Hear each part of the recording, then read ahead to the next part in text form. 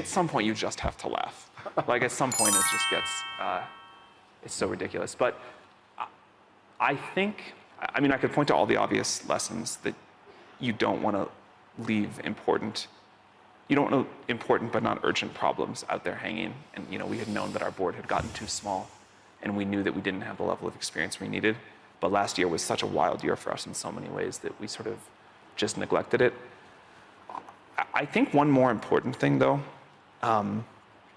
is as the world gets closer to AGI, the stakes, the stress, the level of tension, that's all going to go up. And for us, this was a microcosm of it, but probably not the most stressful experience we ever face.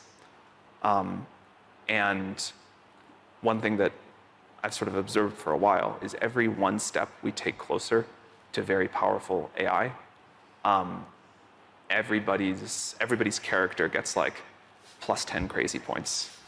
It's a very stressful thing, and it should be, because we're trying to be responsible about very high stakes.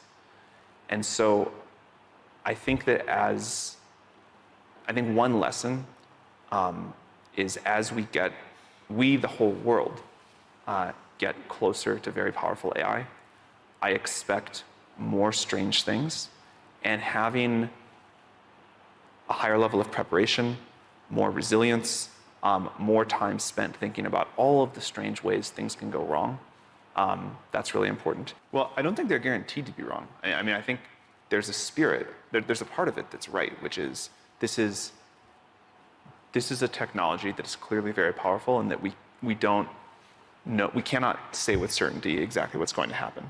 And that's the case with all new major technological revolutions. But it's easy to imagine with this one that it's going to have like massive effects on the world, and that it could go very wrong.